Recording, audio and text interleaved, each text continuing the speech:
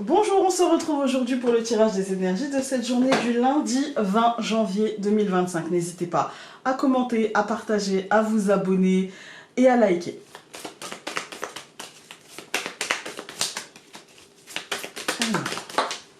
En ce lundi, nous allons commencer avec l'attrape-rêve. L'attrape-rêve, il nous parle de notre voix intérieure. Qu'est-ce qui se passe en nous? Quelles sont les énergies qui nous traversent, les sentiments, les émotions qui nous traversent, les aspirations aussi. Voilà, ça nous parle de ça. L'attrape-rêve, en fait, il y a une mythologie amérindienne, hein, voilà, il fait partie de la mythologie amérindienne. Et donc il attraperait les mauvais rêves au vol. Moi j'ai l'impression que les mauvais rêves, ils nous disent seulement là où on en est émotionnellement, là où à l'intérieur de nous, consciemment ou non, les choses en sont. Voilà. Et avec la carte des cycles, eh bien c'est ça. Où est-ce qu'on en est émotionnellement? Où est-ce qu'on en est de notre cycle intérieur, je dirais, hein, de notre évolution intérieure. Ça en dit long. Voilà, ça, les rêves, en général, en disent très long. Moi, quand j'analyse les rêves, avant d'analyser les symboles, l'eau, etc., le feu, les couleurs, etc., la première chose que je demande, quand on me dit, tiens, Founé, j'ai fait un drôle de rêve, qu'on me le raconte, je laisse la personne raconter, donc ça me donne des éléments. Et surtout, je demande c'était quoi ton émotion? Parce que dans 99% des cas, en fait, l'émotion ressentie fait écho à une émotion sous-jacente. Par exemple, quand on me dit « Oh là là, j'ai fait un rêve marquant, ça m'a fait peur », et bien très souvent, c'est parce que la personne, dans sa vie, en ce moment, elle a une peur. La peur de ne pas y arriver, la peur de ne pas obtenir, peur pour quelqu'un, et qu'en fait, elle ne l'exprime pas forcément tous les jours parce qu'on ne peut pas tout le temps exprimer, voilà, il y a des moments dans notre vie où la situation exige qu'on soit plutôt dans l'action que dans la mentalisation et l'intellectualisation de ce qu'on ressent. Et donc, très souvent, ce sont des émotions qui sont reléguées à l'arrière-plan. Et le rêve, en fait, il vient le remettre au premier plan. Voilà. Quand, par exemple, dans un rêve, on a de la peine, qu'on pleure pour quelque chose, très souvent, c'est qu'il y a une situation qui nous peine. Qu'il y a une situation, proche ou non, qui nous donne envie de pleurer, en fait, selon notre degré d'empathie, etc. Voilà. Et après, dans une seconde lecture, si jamais, voilà, ça ne fait écho à rien dans ma vie ou dans la vie de celui qui me raconte son rêve, là on va aller analyser les éléments du rêve. Mais dans 99% des cas, le rêve ne dit que ce que l'on ressent à l'instant T et où est-ce qu'on en est de notre cycle d'évolution. Voilà. On va regarder avec le Lenormand.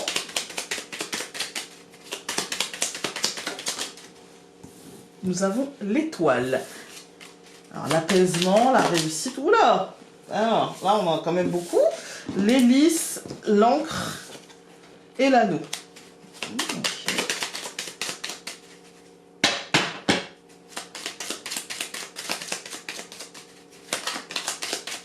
L'anneau qui est ressorti encore. L'homme. J'aimerais bien qu'il y ait une fois où je mélange où ça saute pas, histoire que je coupe. Voilà. Alors, nous avons la croix qui est ressortie dans le tirage de la semaine et l'étoile. Voilà, je vous invite à aller voir le tirage de la semaine parce que j'ai vu que les gens qui regardent les énergies quotidiennes ne regardent pas forcément. Ça donne une bonne indication. Le tirage de la semaine, justement, ça donne vraiment une bonne indication. Et si vous n'avez pas le temps, je fais aussi des petits réels quand j'y pense d'1 minute. Voilà. Donc la croix et l'étoile, moi ici j'y vois une fin apaisante. Voilà. Qui peut ne pas tout de suite être apaisante, hein, attention, mais qui tend à être apaisante. Alors, pour ce lundi, nous allons avoir la faux, il y en avait 2. Le livre, je vais la prendre du coup. Le cœur, la verge et la montagne. Alors, ici, ce qu'on a, c'est au centre, on a les émotions. Voilà. Et je pense qu'ici, on nous demande de avec la faux et le livre, en rapport avec nos émotions, c'est peut-être à nous couper temporairement, peut-être de ces émotions, pour analyser la situation. Ça ne sera pas facile, parce que la Vierge et la montagne nous dit, ouais, mais il y a blocage mental, en fait. Il y a blocage mental, blocage émotionnel, blocage... voilà, il y a de la difficulté.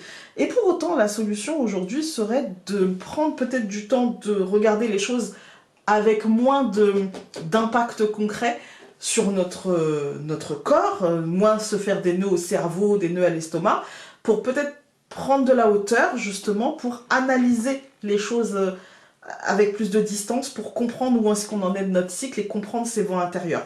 Par exemple, ça peut être quelque chose qui va nous énerver, quelque chose qui va nous agacer, quelque chose qui va... voilà, il y a un impact émotionnel. Très clairement, quand le cœur est au centre, il y a un impact émotionnel. Ça peut concerner le couple, parce que souvent on dit le cœur c'est le couple. C'est vrai que le cœur c'est le sentimental, en fait. Hein. Mais pas que. C'est avant tout l'émotionnel. Avant tout. Voilà. Alors, je recouvre la faux donc par le nuage, le livre par la lune, le cœur par les poissons, la Vierge par l'homme, et la montagne par les lys. Écoutez, cette deuxième ligne, moi j'y vois... Je pense que ce qui va nous perturber, c'est justement le fait de ne pas réussir à analyser. De se couper peut-être d'une forme de rationalité, de se couper peut-être d'une forme de... pour se mettre dans « je n'arrive pas », parce que je suis dans ma colère, dans ma peur, dans mon stress, dans mon blocage, en fait. Hein. Dans mon blocage émotionnel, parce que vous voyez, on a la perturbation, voilà, mentale, avec la montagne, c'est l'obstacle insurmontable, en fait, qui nous paraît insurmontable. Et donc ça, c'est du mental. Et l'émotionnel de l'autre côté. C'est pour ça que je vous dis, il y a vraiment ce côté, voilà, impossibilité, ou en tout cas difficulté aujourd'hui, à comprendre un petit peu quelles sont nos voies intérieures et où est-ce qu'on en est de ce cycle. Parce que il y a du brouillard, parce que cette situation implique du doute. Vous entendez ma machine à laver, je suis désolée. Parce que cette situation implique du doute, implique du flou, implique de l'inconstance comme ça, implique de l'instabilité. Et pour autant, pourquoi il y a ça? C'est parce qu'il y a une forme de rapidité dans ce qui est en train d'être fait. Dans ce qui est en train, avec le poisson, c'est le travail d'équipe et c'est l'abondance qui arrive. C'est en train d'arriver, mais avec la lune, on est dans les cycles, hein, tout pareil, hein, mais pour l'instant, on ne voit que le flou que ça induit, que le mouvement perturbant que cela induit, alors que concrètement, tout ça va nous mener à une abondance concrète, à une abondance ressentie, à une sensation de succès de nos entreprises, de notre organisation, de tout ce qu'on est en train de mettre en place. Voilà. Alors, quand on regarde les colonnes, on a le nuage qui se fait... qui recouvre la faux et qui du coup va se faire un peu bousculer par cette faux, qui continue à s'activer, je dirais. Hein. Donc le nuage va de toute façon il ne fait que passer, mais la faux induit aussi que je vais la dégager un peu plus vite, quoi, en fait. Hein. Avec le livre et la lune, je pense que le flou va être dégagé, le brouillard va être dégagé parce qu'il y a un vrai besoin d'analyse. Un besoin d'analyse rapide, de peut-être réorganisation rapide, qui va induire une forte instabilité, des choses un petit peu sous-jacentes comme ça, des émotions qui vont avoir du mal à être exprimées parce que justement on nous demande, voilà, analyse les choses, va au fond des choses et que ça prend du temps en fait, hein, et que peut-être on va se dire j'ai pas le temps pour être au four et au moulin, pour exprimer et en même temps agir en fait. Hein. Pourquoi agir? Parce qu'au centre on a le cœur et le poisson. Et là, on nous dit, il va falloir suivre tes émotions, parce que c'est ça qui va être abondant. Il va falloir poser tes limites, exprimer ce que tu as à dire, etc. Et ça va être abondant. Mais du coup, ça demande aussi de bien peser, vous voyez? Donc ça prend du temps. Parce que pour moi, ça concerne une perturbation aussi bien émotionnelle que concrète dans l'organisation, la planification, etc. Et qu'il va nous falloir dépasser peut-être une fausse croyance, une croyance limitante, un blocage quelconque. Voilà. Peut-être aussi un blocage concret, hein. Un ralentissement, un retard, un report, voilà. Et Il va nous falloir dépasser ça. Alors, tu es en recherche d'approbation ou d'acceptation. Ne les recherche pas à l'extérieur, mais plutôt à l'intérieur. Car la seule vision qui doit compter pour toi est la tienne. Voilà. Et ça fait écho à l'ermite du deuxième tas du tirage de la semaine. Je vous embrasse très fort et on se dit à demain!